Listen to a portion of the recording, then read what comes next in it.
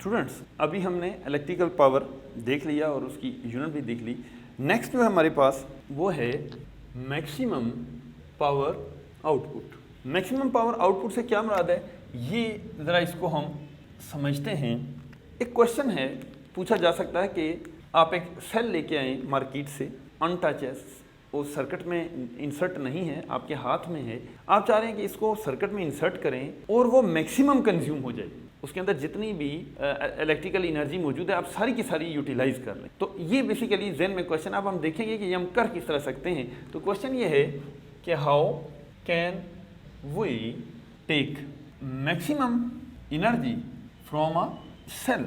ये हमारे पास क्वेश्चन है। इस टॉपिक में हम इसी को आंसर करेंगे कि किस तरीके से आप एक सेल को मैक्सिमम कंज्यूम कर सकते हैं, उसकी मैक्सिमम एनर्जी यूटिलाइज कर सकते हैं। इसके लिए मैं एक सर्किट बनाता हूँ, ये पहले भी हम डिस्कस कर चुके हैं। वो सर्किट कुछ इस तरह से था कि हमने कहा जी कि हमारे पास एक इंटरनल रेजिस्टेंस है, ये बैटरी, और एक लोड है, एक्सटर्नल सर्किट है। अगर इसको आप सर्किट में कनेक्ट कर दें तो आप देखेंगे कि ये कुछ इस तरीके से सर्किट में कनेक्टेड होगा ये, और ये लोड आर आपने अप्लाई किया, और आप जानते हैं कि इसको हम इंटरनल रेजिस्टेंस स्मॉल आर और इसकी ईएमएफ को हम ई से डिनोट करते हैं। और जब इंटरनल सर्किट होती है तो इसको हम इस तरह से एक सर्किट में शो कर देते हैं। इस टॉपिक को समझने के लिए ज़रूरी है कि हम पहले इंटरनल रेजिस्टेंस को समझें। ये पहले डिस्कस हो चुका है, यहाँ इस टॉपिक में मैं दोबारा से देख रहा हूँ। इसको हम कहते हैं इंटरनल रेजिस्टेंस। इंटरनल रेजिस्टेंस, ये इंटरनल रेजिस्टेंस होती क्यों है? हमने कहा था ये होती है due to medium between plates. Cell की जो प्लेट्स होती हैं उसके दरमियान जो मीडियम होता है, ये उसकी वजह से होती है, इसे हम इंटरनल रेजिस्टेंस कहते हैं। और ये डिपेंड किस पे ऊपर करती है? इसकी डिपेंडेंस क्या है? ये जो है 3 फैक्टर्स के ऊपर डिपेंड करती है।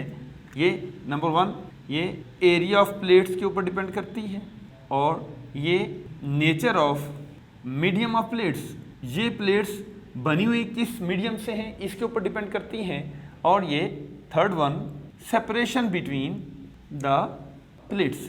इन फैक्टर्स के ऊपर ये internal resistance of a cell जो है वो डिपेंड करती है। अब स्टूडेंट्स देखें कि अगर हम इसको लिखें सर्किट में तो हम जानते हैं कि हम इस तरीके से लिखते हैं कि ये जो है ये I इंटू आर, और ये आर सीरीज़ में है। लोड की रेजिस्टेंस और इंटरनल रेजिस्टेंस सीरीज़ में है क्योंकि इनका कॉमन जंक्शन एक पॉइंट है। तो ये अब आपके पास, इसको हम R प्लस R, ये हमारे पास जो सर्किट का है, ये इस ईएमएफ को लिखते हैं। और अगर इसमें से करंट डिराइव करना चाहें तो करंट आपको स्टूडेंट्स पता है ये R प्लस स्मॉल r के इक्वल आ जाएगी। ये हमारे पास इस सर्किट की। देखिए स्टूडेंट, हमें पता है कि पावर आउट जो है वो EI होती है, और इसमें हमें पता है कि ओहम लॉ जब हम यूज़ करते हैं तो हमारे पास क्या आ जाएगा।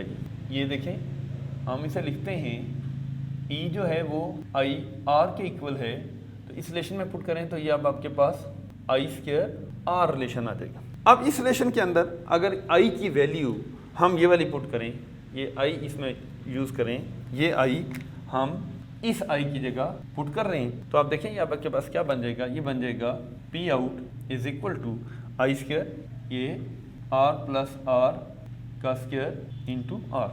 तो ये अब आपके पास P आउट ये बन जाएगा epsilon R into R plus R whole square. तो स्टूडेंट ये रिलेशन बन गया, और आपको क्वेश्चन अभी भी ये ज़हन में होना चाहिए कि हम क्या चीज़ करने जा रहे हैं। क्वेश्चन हमने इसका आंसर फाइंड करना है, how can we take maximum energy from a cell. ये हमारा टारगेट है। ये थोड़ी सी डेरिवेशन है बीच में, हम असल में इसी चीज़ की तरफ जा रहे हैं कि एक सेल है और उसकी मैक्सिमम किस तरह से हम कंज्यूम कर सकते हैं। अब देखिए यहाँ पे इसमें इसको थोड़ा सा फर्दर हम डिराइव करेंगे।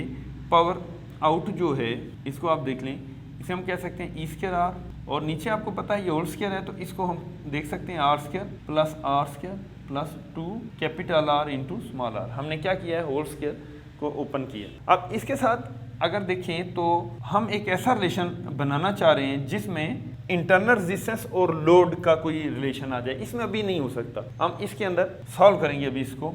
यहाँ देखें तो ये आ जाएगा, जिसे अगर मैं यूँ लिखूँ कि R² plus R² plus 2RR, ये मैंने रिलेशन ये लिखा है। इसमें कुछ मैं यूँ करता हूँ, एक दफ़ा 2RR ऐड कर देता हूँ और 2RR सेपरेट कर देता हूँ। अब इसमें अगर आप देखें तो ये R square plus R square और ये -2r, ये एक रिलेशन बन जाएगा और ये जो दोनों हैं ये ऐड हो जाएंगे।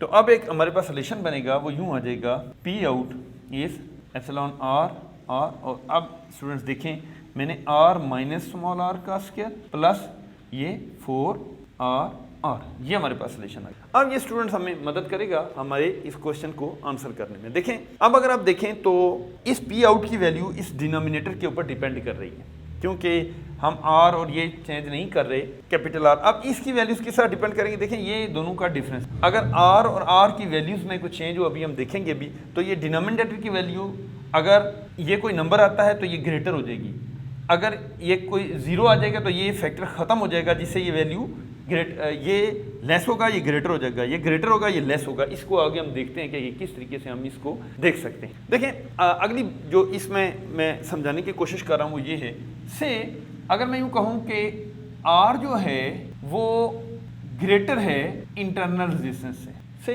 हमने क्या दिया कि जी जो उसकी एक्सटर्नल रेजिस्टेंस है जो हमने लगाई है ये इंटरनल रेजिस्टेंस से ग्रेटर है। अब हम देखते हैं क्या होगा अगर ये रिलेशन पुट करें। तो इसमें अगर आप देखें ये कोई ग्रेटर नंबर है, ये स्मॉलर नंबर है, तो there will be a number, difference करेंगे कोई नंबर आएगा, जिसका होल स्क्वायर करेंगे तो एक नंबर बन जाएगा जो इसमें ऐड हो रहा है, डिनोमिनेटर बड़ा हो जाएगा। डिनोमिनेटर बड़ा होगा तो कैलकुलेशन के बाद ये नंबर छोटा हो जाएगा।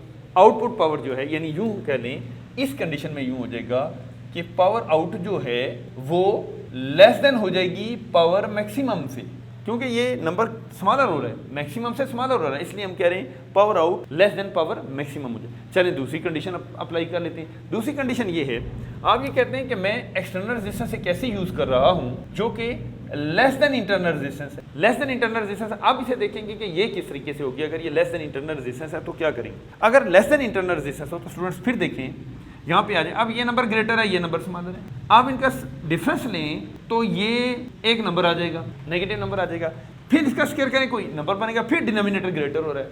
जब डिनोमिनेटर ग्रेटर हो तो ये मैक्सिमम नहीं होता, मैक्सिमम से कम हो जाएगा। तो अब अगर आप देखें तो फिर आप इस कंडीशन में भी देखें तो पी आउट जो है वो लेस देन पावर मैक्सिमम होगी, यानी आप मैक्सिमम पावर नहीं ले सकेंगे सेल की अगर एक्सटर्नल रेजिस्टेंस ग्रेटर भी हो और लेस भी इंटरनल रेजिस्टेंस से हो, तो हम इसे नहीं ले सकते। इसे देखते हैं तो फिर इसमें हमें क्या रिजल्ट निकला, इस डिस्कशन का रिजल्ट क्या निकला, इसको अगर नोट कर लें तो हम कहेंगे इफ लोड रेजिस्टेंस से क्या बनाता है कैपिटल आर, ये जो हमने अप्लाई की, if load resistance is greater और लेस देन सोर्स रेजिस्टेंस भी इसे कहते हैं, मैं यहाँ सोर्स रेजिस्टेंस भी कह सकते हैं और इसे आप इंटरनल रेजिस्टेंस भी कह सकते हैं।